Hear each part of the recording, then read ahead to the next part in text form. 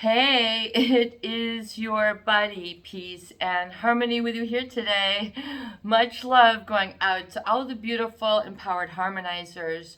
We are zooming in and focusing in a little bit more in depth to dive into that overt narcissist love style so you can really understand it. And instead of feeling depleted, brokenhearted because of it, I want you to feel healed, kind of congealed, and understanding this as perhaps something that you have experienced, but it doesn't have to mean to the emptying, the down, or defeat of you. Oftentimes, there is this perception that is processed subconsciously in a overt narcissist love style where they sort of tap out a lot of people. And before we get started, I want to give a huge shout out to those of you who have recently donated to the channel. So good to hear from you. MV, coming to us all the way from way across the seas in the Netherlands. So awesome, so cool to have your viewership.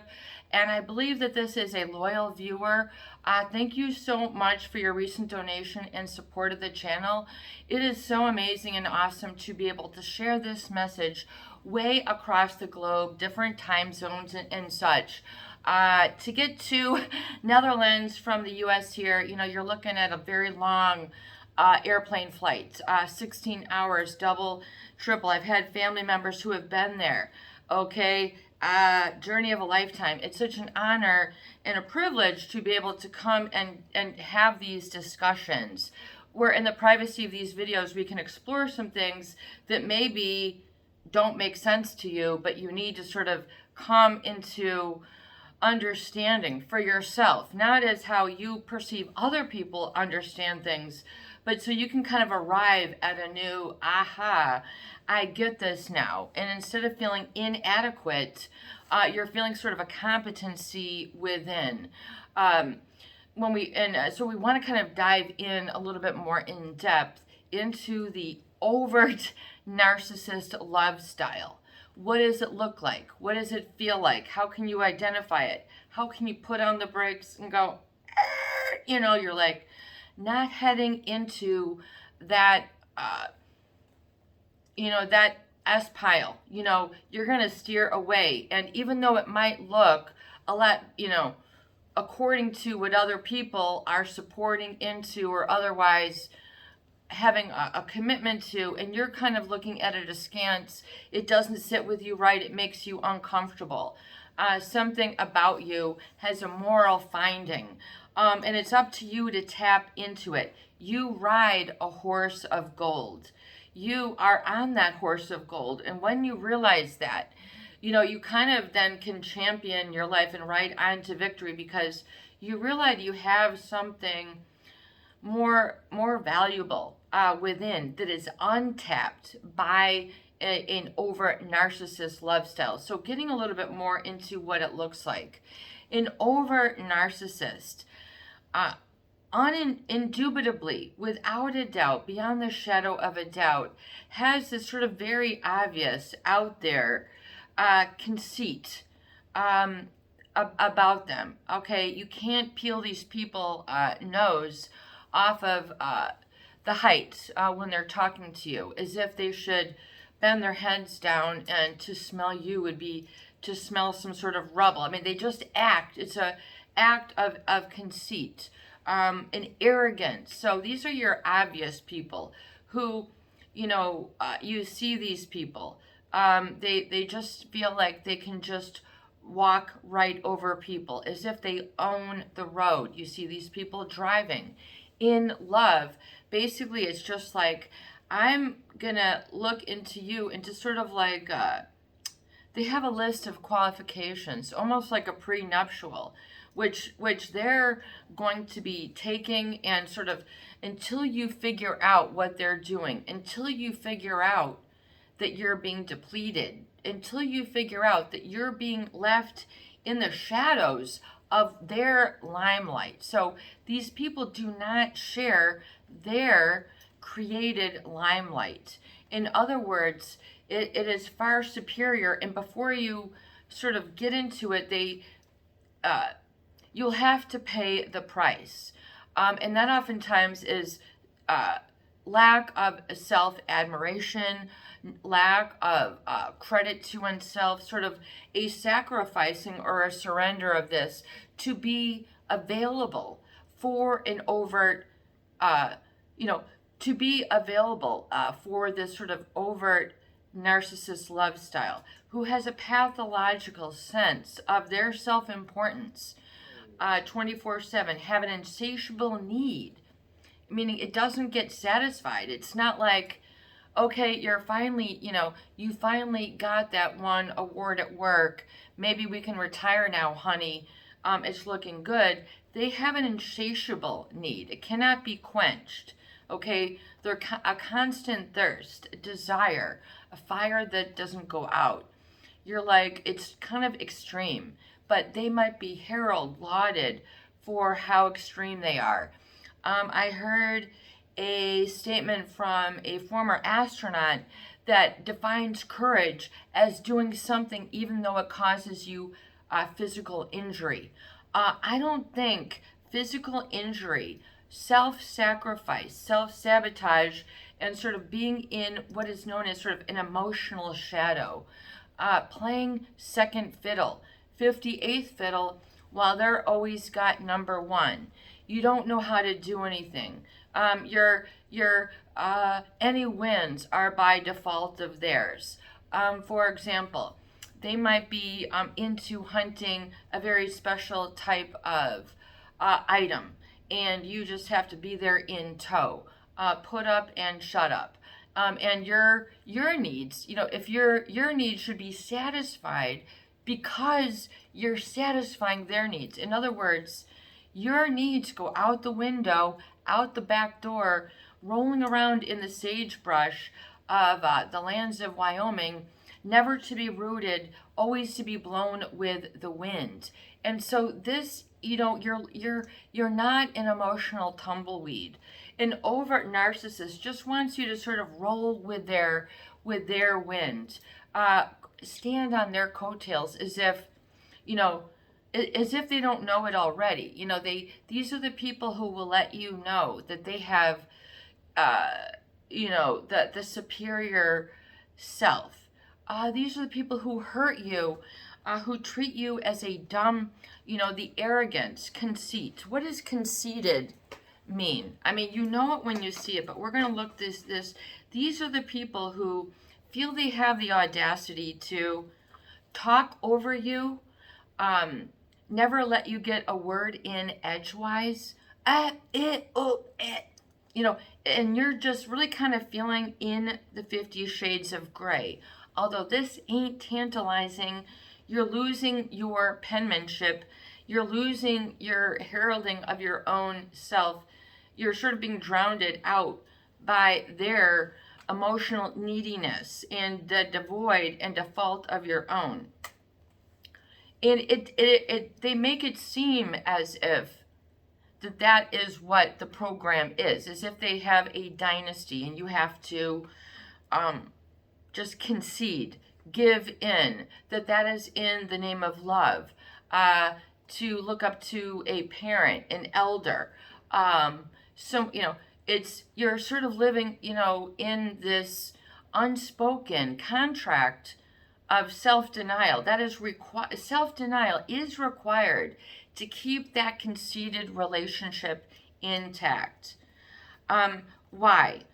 What is conceit? You need to understand and identify conceit, excessive pride in oneself. Okay, pride, they say it's a sin. Okay, always, talking about their accomplishment. What you might call, they're boisterous, they're braggadocious. They're always throwing these like paintballs in the air. He was puffed up with conceit. You can be a strong person and not be conceited. Lewis and Clark, okay, pioneers from early America, okay, walking, making a trail from the east coast of the country all the way to the Pacific coast on foot. Okay, establishing and founding things, whether it's good, bad, right, or indifferent. You know, do they have excessive pride? You know, these people paid the price for their accomplishments. You know, you can see what they went through. They'll maybe even tell you what they did. They had to eat wax candles because there wasn't any food. They'll tell you what they went through.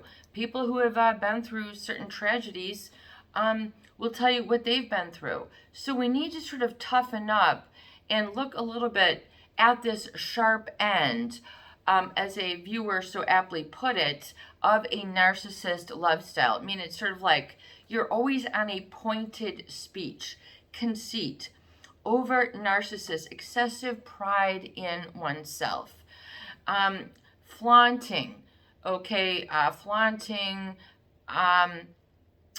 goods, whether it be their musical instruments. You can't even look excessive pride of a musician. You can't even look at this guitar. It's so valuable. I mean, these sort of things where they sort of have this sort of talking themselves up a lot. And then, if you love to listen, then you're going to sort of be entrapped, entrapped and entrained, meaning your heart sort of beats in the same, and you're sort of unconsciously dragged into this person's conceit, and you don't want to enable it.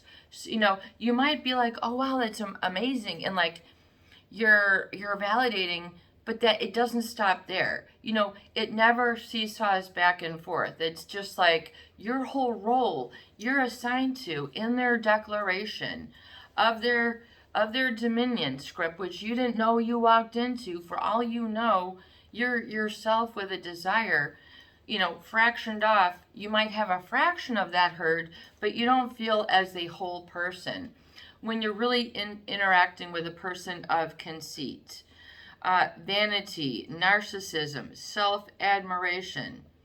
Oh my God, don't I have a beautiful thingamajigger, car, foot, toenail, fingernails, whatever they want to talk about. They have the best chin, the best physical, sexual anatomy. I mean, it's like a bully who's someone who always pushes their weight around. You got the emotional, or Arnold Schwarzenegger coming in, and they try to dwarf everybody. You're looking up, since when did you get off center a little bit? You're the Leaning Tower of Pisa. You're always, and you're sort of entrained, which means you're kind of in sync with this type of personality, this type of energy. And, and so this is important to understand. It's very important to understand. It arrives from the English conceive, the late Middle English, in a sense, notion with quaintly decorative article. Okay. On the pattern of such pairs as deceit. On the pattern of such pairs as deceit. A quaintly, haven't heard that word in a while, decorative article. Okay. Well, we're going to figure this out because there's a specific person who is of this fanciful bait and switch type of, kind of like, as a viewer so adeptly stated, these people can be highly visual. What do you look like? What do you got? What kind of car you got? What kind of bank account you got? Let me see it. Like, they want to see your bank account, your income. They're not in it for just getting to know you. They're wanting to size you up as if they can let you in and they're the bouncer, and then how did you get to be so lucky to be let into their conceit, and it becomes a pattern. And so with pairs, so conceit and deceit are kind of going to be simultaneous.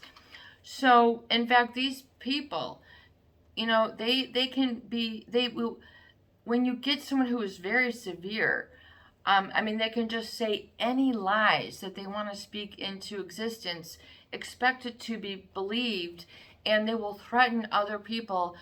I'm not going to be around if you don't give in or buy into their lies, i.e., you, by then in proximity, must live according to a pathology or a lie, a certain element of deceit. That's where you're exposed. It don't feel right. I can't keep up. You might feel like that you don't have the skill. These people, the overt, so these are the people who are charismatic, je ne sais quoi, the people who are all about the flash, all style, no substance. These people who will lie on the day-to-day. And they will lie just to feel that they are in their own sort of level and that they have this dominion, this superiority over others. We're talking on an individual by individual basis. You can see it in a workplace too. The overt narcissist who unreproachable, unapproachable, as if you're bothering them to even greet them, as if you could even look their way. Why would what's wrong with you? These people who seem to own the room, and they can be very, very entertaining and be very interesting, intriguing. But the other flip side is then, and what about you? See, and if that what about you gets hurt, abused, punished, sort of in the grind down, it's a perpetual grind. An overt narcissist, these are the people who will say, you did this to me. You lost my keys. You did this. You lost that. You did this. You did that. And then they check it. And before they've beaten you down, to a pulp, and you can barely get up or pull yourself into from all the pieces, they're going, oh, I did put it over there. Gosh, that's right. I'm so sorry. And then it starts all over again. They sort of have that emblazoned will that they can just have a entitlement attitude so that they have, just sort of what they can get away with. No, put your foot down. Realize that this is not what you have to put up with. This sort of brandishing, to brandish others, brandishing comments. Here's the English teacher with your psychology all together so you can really get down into the definition, because in the definition of things is where it lives, and it has to live within you. These discussions are meant to become alive within you so you can see and understand the cause that creates the effect in overt narcissist love styles, so that you can see what effect of addiction in particular this type of relationship can be very conducive of. Not only their love style can lead to the addiction, because it's this, you're bad, you're no good, it might not be you, try, work, oh, relief, and then and then it starts all over again.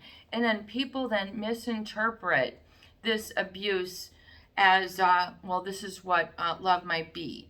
To brandish, a wave or flourish, something, especially a weapon, to show a weapon as a threat or an anger or excitement. We're showing you the horse head. Here's what we did to the last horse before you. Where do you want to be? Do you want to giddy up and go? You are on the golden horse. You are riding. Their threat is like, I'm going to, what is it, the old Teamster joke? I'm going to, mafia, if you cross me, you're going to swim with the fishes. You know, that sort of conceit. A lot of people, oh, they get things done. They're great to be with. People will make excuses for these types of overt narcissist abusers. Their love style. Yeah, boss, man, you know, yeah, he got this and this deal, but he cheated. He had all sorts of signatures, forged signatures, sham accounts, shell companies, whatever. And then this person's giving this speech on how to get it done. You know, it perpetuates in companies, in families, to wave or shake or wield or raise. What does this person wave, swing, twirl, or wave? Wag, swish their butt, their you-know-what, ding-a-ling, ding-dong, their flap, their butt, their breast. Where's my water? I have a tickle in my throat. But this is a weapon.